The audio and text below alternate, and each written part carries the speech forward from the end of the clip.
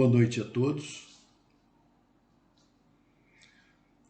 Que neste momento o Mestre Jesus nos envolva com muita luz, com muita paz, para que nós possamos abrir as nossas mentes e aproveitarmos ao máximo os conhecimentos que estão reservados para nós na mensagem de hoje à noite.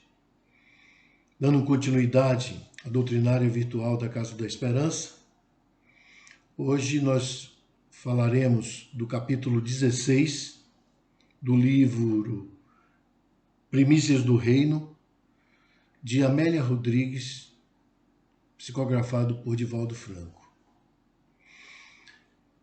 Essa semana, assistindo a uma palestra de Judite Barros Mendes, ela falava a respeito de amizade.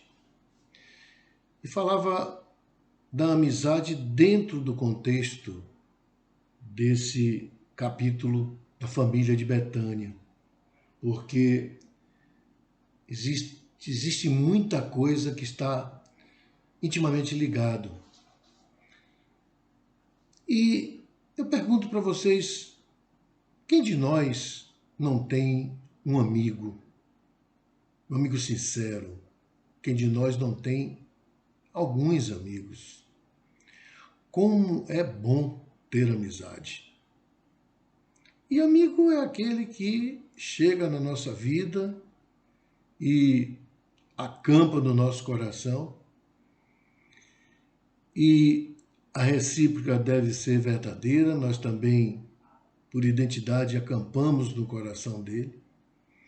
E existe uma cumplicidade em termos de apoio, em termos de acolhimento, em termos de confiança, em termos de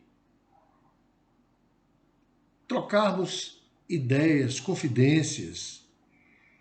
E amigo é aquela pessoa com quem nós contamos a qualquer momento da nossa vida. É como nós dizemos vulgarmente, é pau para toda obra. Um bom amigo é pau para toda obra. E existe essa necessidade mútua de que a amizade é aquele ponto que nós temos muitas vezes de encontrarmos um refúgio, encontrarmos um abrigo para aquilo que nós estamos pretendendo, alguma coisa que pretendemos resolver, alguma situação que pretendemos compartilhar, enfim. Muitas pessoas passam nas nossas vidas, muitas. São conhecidas, são pessoas conhecidas. Você às vezes conhece muita gente, mas amigo mesmo, a gente sabe que a gente tem muito poucos. Costuma-se até dizer que contamos na mão os amigos mais importantes que temos. São aqueles que nós sabemos que estão ali firmes conosco em todos os momentos. Existem várias descrições de amizade, existem várias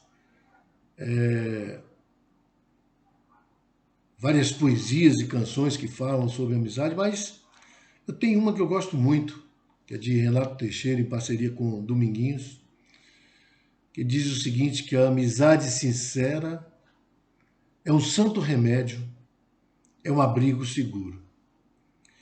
E isso tem muito a ver com o que nós vamos conversar hoje, porque essa família de Betânia, formada por Estevão, Marta e Maria, eram verdadeiros amigos de Jesus. A descrição da cidade de Betânia é muito linda. Mais uma vez, Amélia Rodrigues ela passeia de uma forma lindíssima pela sua narrativa, e muitas vezes, lendo o capítulo, nós nos colocamos dentro do livro, andando por aqueles caminhos, como ela fala, serpenteando as montanhas, com algumas casas, são casas que estão colocadas de forma simples e que estão enfeitadas com muito verde, que estão ao redor da montanha, e com muitas flores coloridas que estão esparramadas pelo caminho, o que já nos leva e já nos indica que esta cidade, ela reflete um momento de sossego, um momento de tranquilidade, que mesmo estando, como narrado, a 1 hora de Jerusalém, que era uma cidade grande, ela conserva essa característica de paz, de tranquilidade, formada pelos seus moradores, formada pela sua população simples, mas que ali eles guardam diante da beleza da natureza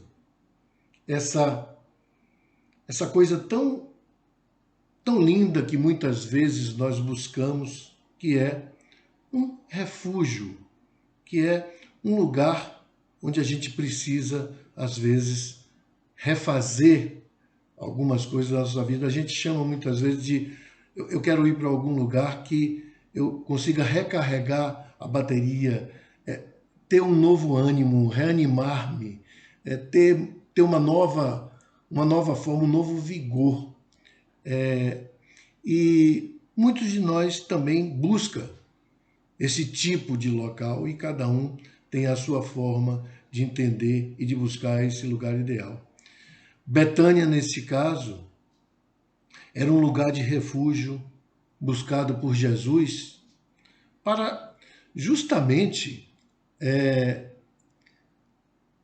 neste período que ele estava atravessando, ele fugir um pouco daquela sua tarefa tão fatigante, porque ele estava neste momento sofrendo uma rede de intriga muito grande. Essa rede de intriga tinha aumentado muito. Os espiões desejavam pegá-los, surpreendê-los em faltas para dizer que ele estava blasfemando. E Jesus continuava, apesar de tudo, sementeando o amor. E como essa sua tarefa era muito cansativa, ele buscava, então, na cidade de Betânia e na casa de Lázaro, Marta e Maria, esse lugar de refúgio, esse aconchego. E o que é que então era feito? Algum tipo de mensageiro iria na frente, anunciar a sua chegada com um pouco de antecedência, e 2 ou 3 dias depois ele chegava na casa de Lázaro, em Betânia.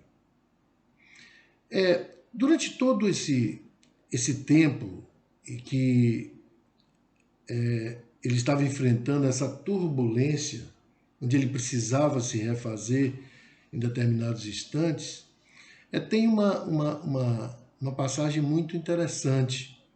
É que, como todos nós, há um momento em que nós temos que parar para refletir, parar para avaliar, parar para retomar as nossas atividades com muito mais vigor, com muito mais força. Então, aqui tem algumas coisas que vale a pena nós lermos pela beleza da narrativa. Então,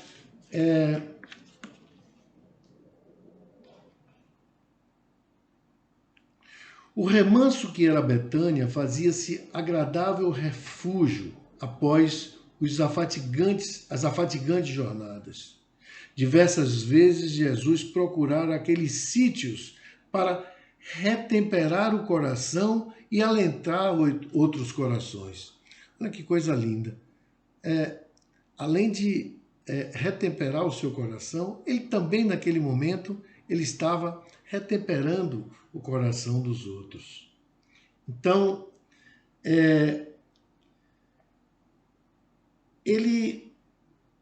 em Betânia, Lázaro e suas irmãs Marta e Maria são o atestado eloquente desse amor, de um amor que ele sabia que ele, naqueles amigos, ele tinha de uma forma extremamente explícita. E gozado que todas essas pessoas, esses momentos que ele estava passando, e todas essas pessoas que estavam com muitas intrigas e que queriam lhe surpreender em faltas, ele dizia o seguinte: os homens são meninos espirituais. Quer dizer, olha que sutileza, os homens são meninos espirituais. Por quê? Porque tudo isso que eles faziam era por ignorância, tudo isso que eles faziam era por desconhecimento. E ia além.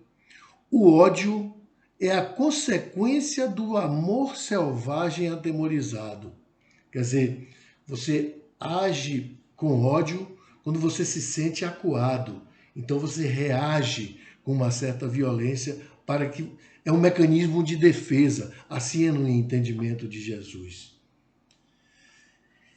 E continuando aqui a leitura, sem medo dos fariseus ou das murmurações dos vizinhos tímidos e receosos, albergavam Jesus no seu lar, cercado de rosas perfumadas e construído de paredes cobertas de plantas trepadeiras. Em derredor, os cedros e persegueiros em flor constituíam postal formoso, do qual se destacava a casinha cúbica de largo alpendre com colunas abraçadas por era verde escura. Amavam Jesus e diziam-no abertamente. Fizeram-no membro da família, e recebê-lo em casa representava um engastar de uma estrela nas paredes domésticas. Então, vejam bem, Lázaro, Marta e Maria, eles abertamente, eles diziam que amavam Jesus e que o seguiam. Eles não tinham receio de nada. No que pesasse, eles muitas vezes até correriam o risco de sofrerem represálias, mas eles, acima de qualquer coisa, eles valorizavam e queriam o amor de Jesus, e o que era uma bênção para eles naqueles momentos. Então, Jesus, ao chegar na casa de Lázaro, neste momento onde ele tinha anunciado a sua chegada anteriormente, ele vem com os apóstolos, porque ele também aproveitava esses momentos como ensinamentos de tudo que ele estava fazendo, de todas as coisas que eles estavam fazendo. Então, quando Jesus chega, fala: paz se faça nesta casa, diz o Senhor. Paz convosco, mestre, responde Lázaro. Então, paz convosco significa a paz na minha casa é a sua presença. A paz é o Senhor. O Senhor na minha casa representa a paz. Então vejam quanta coisa importante, quanta sutileza existe num diálogo desses dois. E nesses casos e nessas oportunidades, não nesses casos, nessas oportunidades das visitas de Jesus, Marta, Maria, elas se redobravam para que ele fosse bem recebido. Então tudo era preparado, tudo era muito... os ambientes eram feitos de forma muito arrumada para recebê-lo, e comidas e bebidas, água e sucos, essas coisas todas, na preocupação de atendê-lo da melhor forma. Eis que surge uma situação interessante. As duas irmãs se apressavam em receber os visitantes, servindo-lhes água para as abluções, e o lar emoldurava-se cheio de natural algarávia que se estabeleceu. Quer dizer, a chegada de Jesus, a casa ficou com uma confusão terrível, todo mundo correndo para poder agradar. Marta, apressada, correu aos mistérios domésticos, preparava o repasto, arrumava os leitos, dispunha a mesa. Ofegante, corre e se apresta. Procura Maria e chama-a. Enquanto lá fora o murmúrio de vozes apaga-se e a noite avança calçada de silêncio, o rabi narra a Lázaro os últimos acontecimentos e explana sobre o futuro. Maria senta-se-lhe aos pés e fita-o docemente, acompanhando a narrativa com embevecimento. Maria, grita a outra, grita Marta, Maria, Maria. E, encontrando-a, exclama, Mestre, manda ajudar-me. Enquanto me estafo, sorriu afável, ela te importuna sem preparar a casa para o repasto. E Jesus fala, Marta, Marta, estás afatigada com muitas coisas, mas uma só é necessária. E Maria escolheu a melhor parte, a qual não lhe será tirada. Então, veja que, naquele momento, Jesus mostra a Marta o seguinte, olha, Maria está aqui ouvindo aquilo que ninguém tirará dela, ouvindo a minha palavra. E isso, neste momento, se faz o mais importante para mim. E se faz o mais importante também para ela. Com essas palavras, Marta, desapontada, aquietou-se. O Senhor docilmente narrou. Então, Jesus aproveitou para narrar uma história. Um homem casado recebeu a notícia de que um rei passaria pelo seu lar. Preparou a casa com a esposa. Quando o monarca chegou, dele acercou-se e, para ouvi-lo, homenageá-lo, enquanto a mulher correu a atender às pequenas tarefas. Mas o rei ali não podia ficar e, após um repasto ligeiro, partiu. Somente aquele que o escutou inteirou-se do programa do seu reinado, o que era o mais importante. Desculpa-me, justificou Marta, são os velhos hábitos muito arraigados. Para atingir a plenitude, acrescentou o amigo, só uma coisa basta, espírito de luto capaz de arrebentar as velhas algemas e, renovado, entregar-se totalmente às coisas do Pai Celeste. Tens razão, concordou a anfitriã. Então, Jesus aproveita essa história para mostrar o seguinte, muitas e muitas vezes, e vamos trazer para os nossos dias. Veja quando nós recebemos alguém na nossa casa. Muitas vezes, e na maioria das vezes, nós geralmente ficamos sentados naquela conversa inicial com as pessoas que estão nos visitando e as nossas esposas estão nas tarefas de cuidar de algumas coisas, o jantar, preparar isso, preparar aquilo, para que as pessoas sejam recebidas. E isso faz parte de um hábito. É um hábito que nós devemos ter um pouquinho de cuidado e procurar começar a transformá-los. Isso também denota um pouco da daquela coisa da obrigatoriedade da mulher de realizar algumas tarefas. O que, felizmente, tem mudado.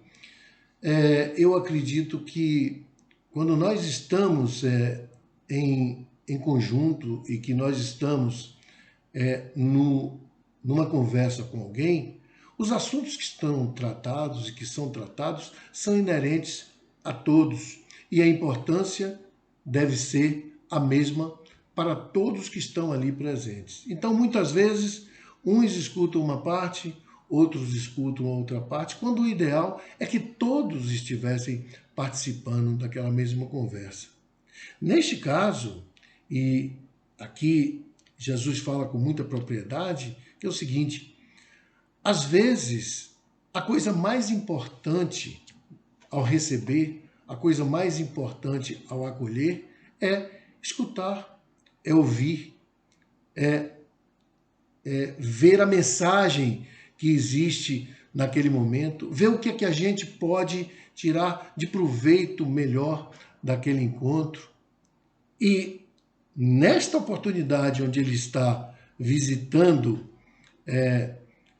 esta família de Betânia, ele está ali para não só se refazer, mas também para levar aquilo que de importante como mensagens para o seguimento das coisas que devem ser feitas com tantas e tantas dificuldades que são enfrentadas naquele momento e que virão ainda pela frente com muito mais dificuldade, como ele mesmo predizia. Não é? Então, é muito interessante essa passagem porque nos leva a refletir uma coisa que é interessante. Nós precisamos priorizar as nossas atitudes e as nossas atividades. E como nós precisamos priorizar as nossas atividades, vem então uma outra reflexão que tem muito a ver com a nossa vida. Pegando o gancho desta mensagem, a gente pode pensar no que é que nós estamos priorizando na nossa vida. Nós temos uma formação e uma postura muito voltado ao material. Então, nós precisamos, de vez em quando, nos fazer a pergunta: o que é necessário para que eu possa viver bem? Será que é necessário essa busca incessante pelos bens materiais de que todos nós estamos envolvidos? Vejam que existem pessoas que não têm limites. São pessoas insaciáveis para o que eles chamam, e eu coloco aqui entre aspas, de crescimento. E esse crescimento é um crescimento que a gente pode considerar como um crescimento horizontal. É um crescimento onde a pessoa vai expandir. Para que a gente possa crescer espiritualmente, a gente tem que crescer verticalmente. A gente tem que crescer para o alto. E a gente só faz isso pensando um pouco na nossa elevação moral. E isso tem a ver com a nossa situação e a nossa elevação espiritual. E isso só vai acontecer através do momento em que o tempo, que é sábio, nos mostrar de que a maturidade que nós vamos adquirindo ao longo do nosso caminho nos possibilita recorrer à nossa consciência. Será que isso é o correto? Será que a busca do material, pura e simplesmente do material, é o correto? Eu quero crescer, eu quero ter cada dia mais. Eu me lembro de Cláudia, numa das suas palestras, que ela falava entre o ter e o ser. O importante é ser. Não estou querendo dizer com isso que as pessoas não precisam da sua sobrevivência. Existem algumas coisas materiais que fazem parte da sua sobrevivência. Mas eu sou daqueles que acredita que existe uma equação matemática infalível. Quanto mais nós dividimos, nós multiplicamos. Vamos pensar no seguinte: a única coisa certa que nós temos na vida é que um dia nós morreremos.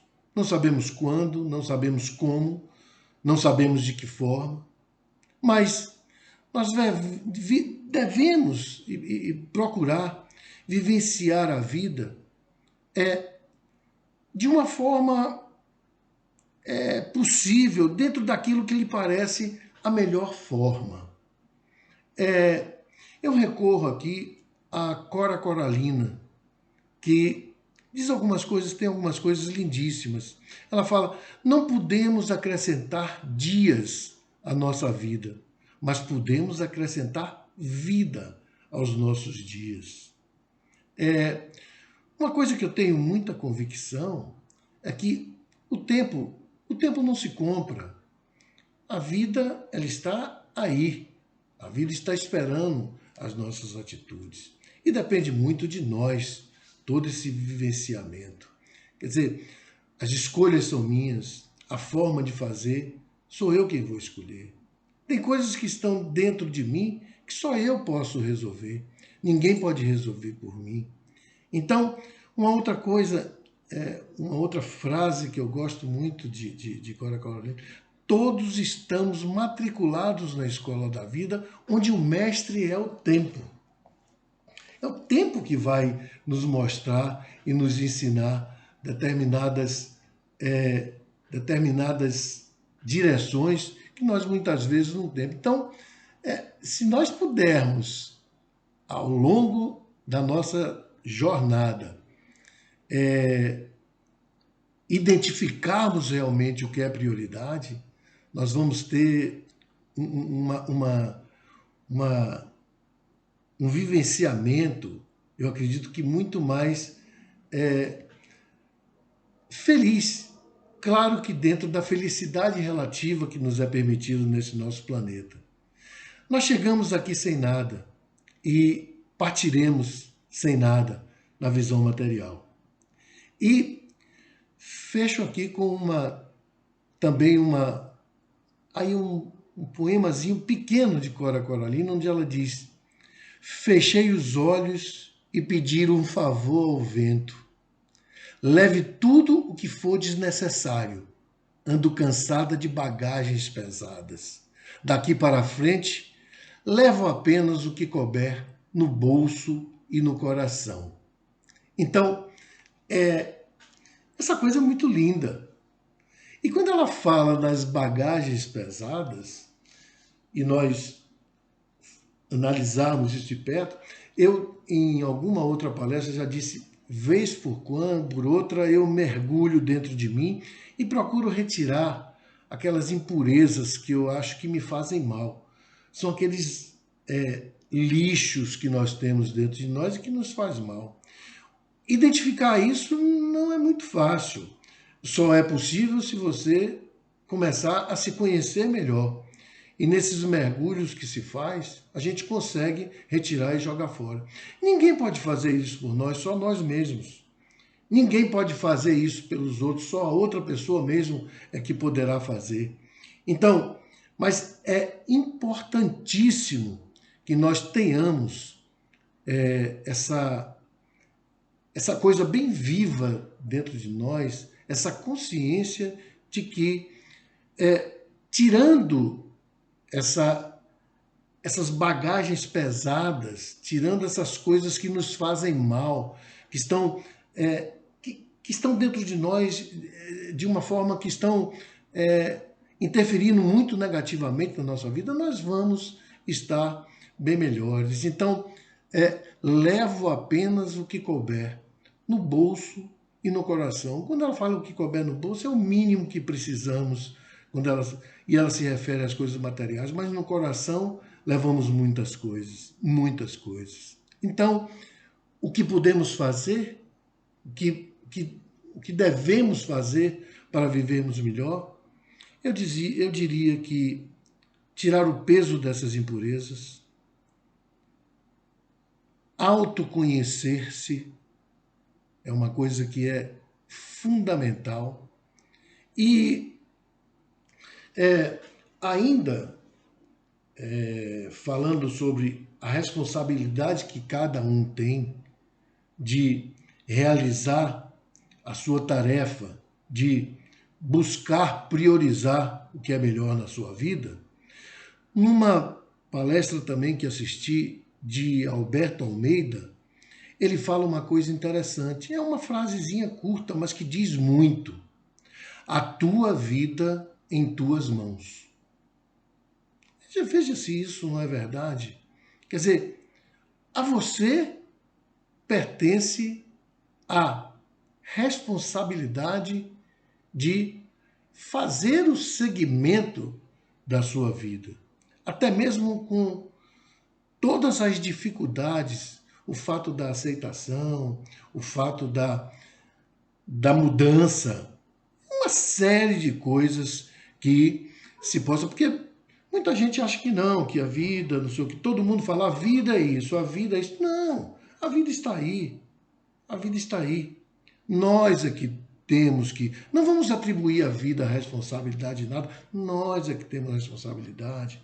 Existem algumas coisas que são ditas. Eu ouço de vez em quando, olha, veja o que é... De vez em quando a gente ouve isso.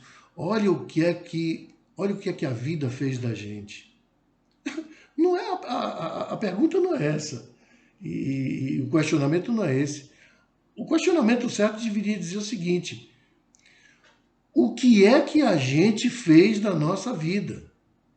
Esse é o entendimento correto para mim. Esse é o entendimento proporcional à maturidade que se deve ter para o seu conhecimento. E essa é a reflexão que deve ser feita para que a gente tenha o mínimo do que é o entendimento do nosso processo evolutivo. E a gente pode fazer o fechamento dessas questões dizendo o seguinte: o que é que eu consegui semear durante a minha passagem? Esses são questionamentos que eu acho que todos nós deveríamos fazer. O que é que eu consegui aprender? Porque o que eu consegui semear é o que eu vou levar comigo. É o que eu vou levar. Esse ninguém me tira. Eu semeei e colhi. A colheita que eu fiz é o que eu vou levar. O que é que eu consegui aprender? O conhecimento ninguém me tira. É um valor que ninguém vai me tirar. Esse é um bem que ninguém tira de ninguém. O que é que eu fiz com esse conhecimento? Eu guardei para mim? Eu compartilhei? Eu fiz com que isso tivesse uma ressonância?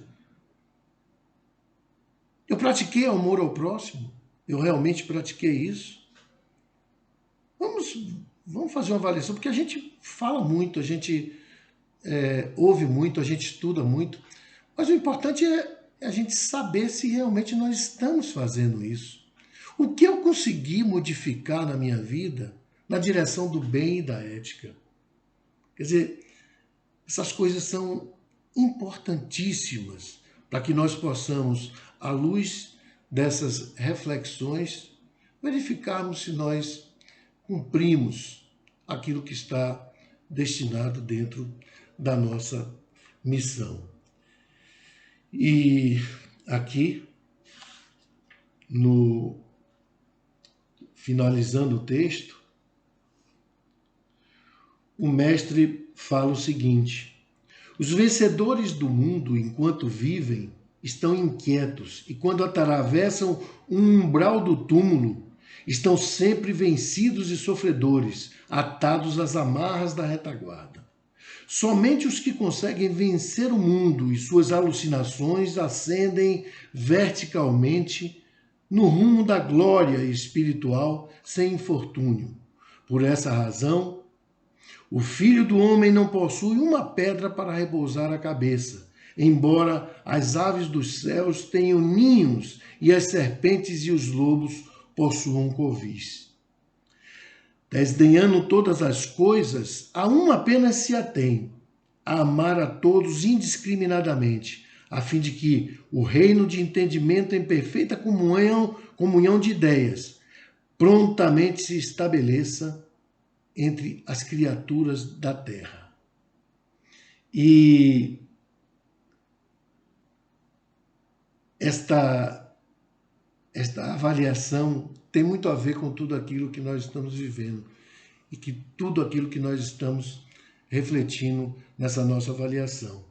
Quer dizer, o que é importante? É importante que nós tenhamos a perfeita comunhão de ideias e que isso se estabeleça através das leis divinas, a conexão com Deus. E João pergunta neste momento a Jesus: demorará muito a chegar a hora do entendimento humano? E as sementes, responde Jesus, estão sendo lançadas nesses dias. A floração e a colheita pertencem a nosso Pai. Semeemos todos, amando-nos uns aos outros, incansáveis e sem pressas, e fascinados pela verdade. Avancemos absolutos, pois que só isto realmente é necessário. Então, eu acho que nós temos aí uma lição muito boa para refletirmos, uma reflexão muito interessante para estudarmos melhor. E eu gostaria de finalizar com um poema de Fernando Pessoa, que eu gosto muito. E ele diz o seguinte: torna-me grande como o sol, para que eu te possa adorar em mim. E torna-me puro como a lua, para que eu possa rezar em mim. E torna-me claro como um dia, para que eu te possa ver sempre em mim e rezar-te em mim. Senhor, protege-me e ampara-me. Dá-me que eu me sinta teu, Senhor. Livra-me de mim, Senhor. Com esta mensagem, eu agradeço muito a todos a atenção e desejo muita paz e uma ótima noite. Como estiveres agora, nosso bom Deus te guarde. Como estiveres pensando, nosso bom Deus te use.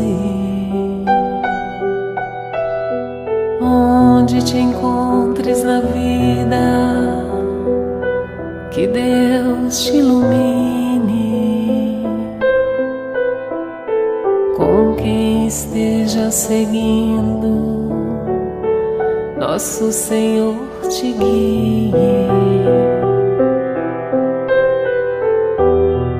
No que fizeres